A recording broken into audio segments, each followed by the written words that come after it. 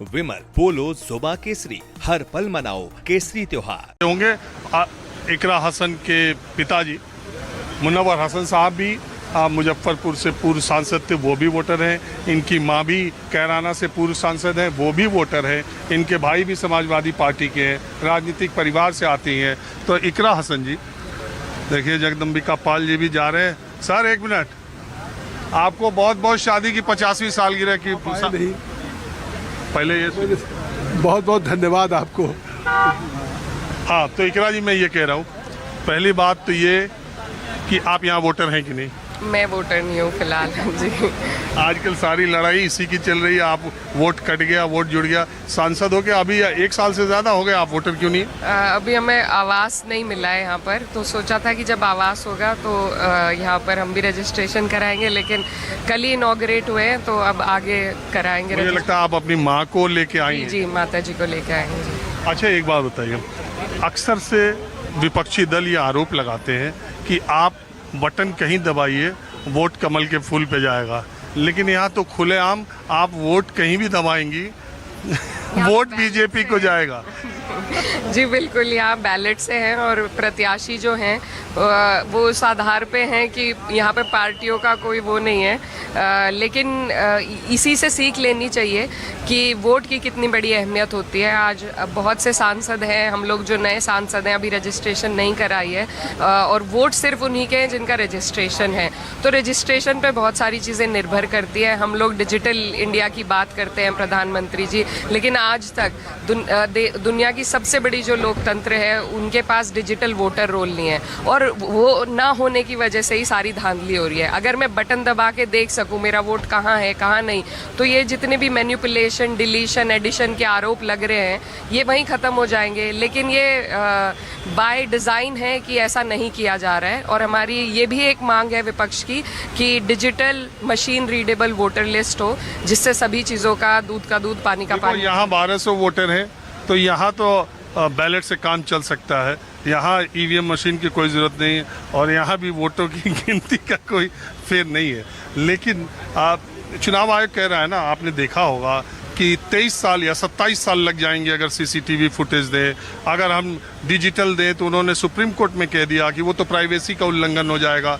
तो चुनाव आयोग की अपनी बातें हैं। ये सारा एसआईआर और वोटर लिस्ट पे जो सारी डिबेट है, आयोग पर तो कोई असर पड़ता दिख नहीं रहा है। बिल्कुल नहीं दिख रहा है, और ये बहुत अफसोस की बात है कि जो इंडिपेंडेंट एजेंसीज हुआ करती थी, ईसी हो और ईडी हो, तमाम तरह की एजेंसियों का दुरुपयोग किया जा रहा है और सत्ता पक्ष के लिए उनका उपयोग किया जा रहा है। तो ये बहुत अफसोस की बात है। और डिजिटल वोटर लिस्ट में कोई, जब सभी का आधार कार्ड है तो वो सारी इन्फॉर्मेशन वैसे भी सब अधिकारियों के पास रहती ही है, वोटर आईडी होते हैं रहती है, तो डिजिटल वोटर रोल बनाने में कोई दिक्कत नहीं है। ये सिर्फ बाय डिज़ाइन है, ये करना नहीं चाहते क्योंकि फिर इनका कच्चा चिट्ठा जल्दी खुल जाएगा। चलिए, आपने बात की, इसका शुक्रिया। अधीर रंजन चौधरी जो कि कांग्रेस के कद्दावर नेता पश्चिम बंगाल के हैं, इस वक्त देखिए अधीर दादा, पहले तो आप ये बताइए कि ये जो चुनाव है, विपक्षी कहते हैं कि वोट किसी को डालो बीजेपी को जाता है, यहाँ तो खुलेआम किधर भी डालोगे बीजेपी को जाएगा। जिधर भी जाओ बीजेपी को डालेगा, लेकिन ये पार्टी के हिसाब से तो चुनाव नहीं होते ना। ये अपनी पार्टी की तो उम्मीदवार कोई नहीं है, सारे मेंबर है। मेंबर कोई भी पार्टी के हो सकते, ये अपना अपना मेंबर की वोट है। ये अलग है, इसमें हम लोग काफ़ी आज़ाद है, जो मर्जी कर सकते हैं। दादा एक पश्चिम बंगाल के बारे में बताते जाइए, एसआईआर को लेके जो। अच्छा, एक विनोद सोनकर जी हैं कौशाम्बी के पूर्व सांसद। भाजपा वालों के लिए कितना धर्म संकट आज था, दोनों भाजपा वाले लड़ रहे हैं, जाते ही हाथ पकड़ ले रहे हैं, आधा बीजेपी वाले आपको विनोद भाई इधर, आधा उधर, विनोद भाई उधर। कोई धर्म संकट नहीं है, ये पार्टी लाइन का चुनाव नहीं है, ये कॉन्स्टिट्यूशन का चुनाव है, मेंबर का चुनाव है। और मैं तो दोनों कैंडिडेट को धन्यवाद दूंगा, कम से कम लड़े तो काफ़ी लंबे समय के बाद कॉन्स्टिट्यूशन क्लब के इम्पोर्टेंट को और सांसदों के जो सदस्य हैं उनके इम्पोर्टेंस को जो है रेखांकित हुआ है। विनोद जी, ईमानदारी से बताइए, क्या पार्टी आला कमान या पार्टी के सीनियर लीडर्स की तरफ से भी कुछ इशारा आप लोगों को था? नहीं, पार्टी जो दोनों हमारे ही हैं, पार्टी के ही हैं, तो पार्टी इसमें का, ये तो पूरा स्वतंत्र मामला है, सदस्य जो है जिसको चाहे उसको चुन लें। अच्छा, ये एग्जीक्यूटिव में दरअसल बात यह है कि 14 मेंबर सेक्रेटरी एडमिनिस्ट्रेशन के अलावा 14 एग्जीक्यूटिव मेंबर होते हैं, 11 होते हैं, 14 चुनाव में है, जिसमें राम गोपाल यादव के सुपुत्र और सांसद अक्षय यादव, भूपेंद्र सिंह हुड्डा के सुपुत्र और सांसद दीपेंद्र सिंह हुड्डा, विपक्ष के भी सांसद उसमें हैं। तो ऐसा नहीं है कि 11 में उधर भी विपक्ष, इधर तो ये कह रहे हैं कि ना विपक्ष और में बीजेपी वाला जो ज़्यादा सीटिंग करेगा उसी का चुनाव निकलेगा। तो इससे तो आप ही कह रहे, जो बात ठीक कह रहे हैं कि ये सांसदों का चुनाव है, पार्टी लाइन से हट के चुनाव है, और जब पार्टी लाइन से हट के चुनाव है तो इसमें कोई किसी प्रकार का किसी को कोई निर्देश नहीं है।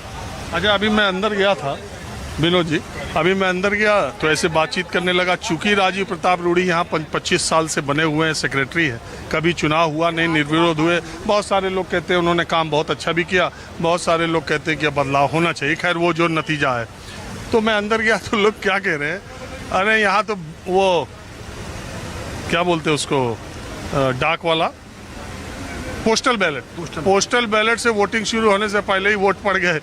यहाँ भी SIR का खेल हो गया, वोटर लिस्ट का, ऐसे लोगों को भेज दिया था जिन लोगों ने मांगा भी नहीं था, ऐसे वोटरों का पहले ही वोट पड़वा लिया, इतने साल से इन्हीं को सब मालूम है। इस तरह के आरोप लगा रहे थे अभी ऐसे। चलिए, लेकिन इससे एक बात तो साबित हो गया ना, भाजपा के अंदर लोकतंत्र है, लोकतंत्र की देन है कि दोनों लड़ रहे हैं, कि नहीं लग रहा आपको? अगर लोकतंत्र ना होता, किसी परिवार की पार्टी होती, किसी व्यक्ति की पार्टी होती, कोई निर्देश होता, लोकतंत्र था, दोनों लोग लड़ रहे हैं। लोग तो कह रहे हैं कि बीजेपी ही में 2 गुट है, 2 लड़ाए जा रहे हैं। लोकतंत्र है ये, आपको गुट लग रहा है लेकिन ये लोकतंत्र है। चलिए, आपने बात की, बहुत शुक्रिया। अब थोड़ा कुछ और लोगों से बात करता हूँ। रणविजय सिंह जूदेव, जसपुर छत्तीसगढ़ के सांसद।